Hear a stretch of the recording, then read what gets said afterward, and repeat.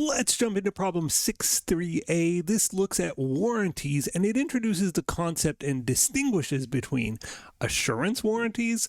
Those are the warranties included with a lot of products, and extended warranties, which of course, if you've been to a Best Buy, they're always saying, oh, would you like the extended warranty? And I'm always saying no to that. So assurance warranties, though, are the ones that are built into the product.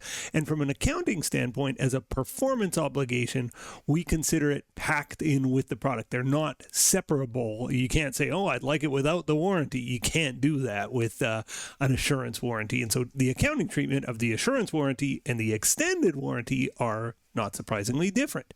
Let's take a look. On December 31st, 2031, TechNova sells 200 high-end computers at a price of $5,000 each. 200 times 5,000 is $1 million in computers sold here.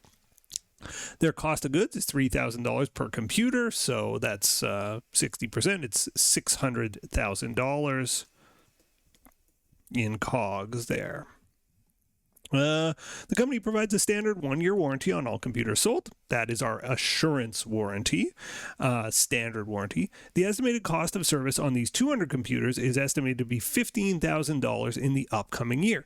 So with an assurance warranty that's packed in with the computer, this is the built-in one, that is an expense. And that expense needs to be recognized in the same period as the revenue. And so there's a matching principle issue going on here because, of course, we don't know who's going to claim their warranty for several months. We've got to estimate the warranty expense in the same fiscal year the sale was made, and we'll do that here.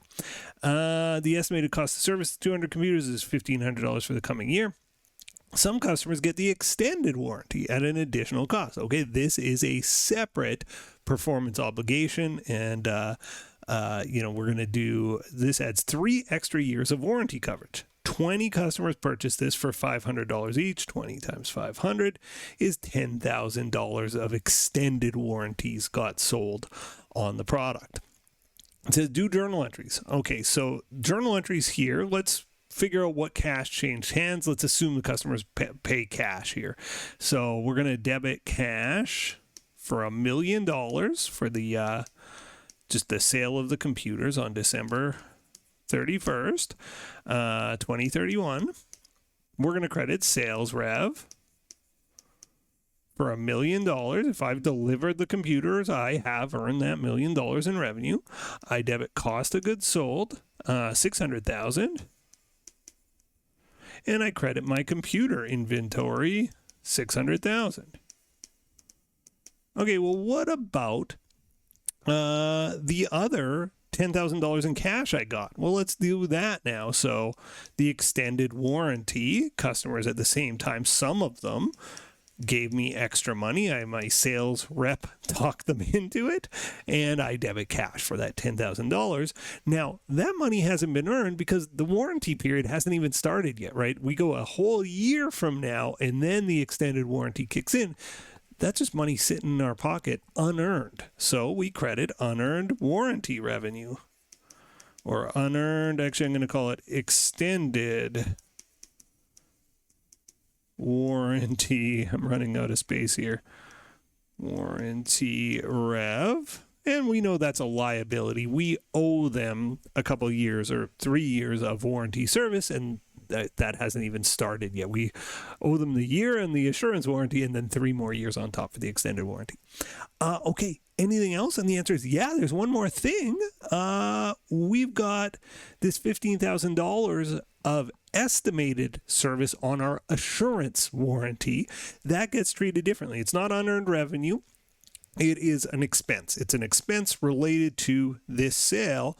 And because it's related to a 2031 sale, we need to record it in the same fiscal year, a 2031 expense, even though none of the computers have come back bad yet. Or computers, what is it? Yeah, computers. So we're going to credit, we'll debit warranty expense for the estimated amount, $15,000, and we're going to credit estimated warranty warranty liability, $15,000. And that's just to say, I expect I'm going to have to pay $15,000 on these sales that I've already made. Okay, so that's it for part 1. Part 2 says, on February 14th, Valentine's Day, a very romantic day for a guy like me, February 14th, 2032, a customer brings in a defective computer covered by the assurance warranty. So this is this warranty here, right? Not this one here, because that one doesn't even kick in until 2033. TechNova replaces the screen. The part costs $50. The technician's labor cost $30. Okay, let's look at our credits here. So for the labor, we're going to credit wages payable, salaries payable, that type of account. So credit wages payable for $30. For the part, we're going to credit inventory. It's coming out of our parts inventory. So credit parts inventory or inventory. And there would be a specific account for this, but we'll just call it parts. And that's a $50 part.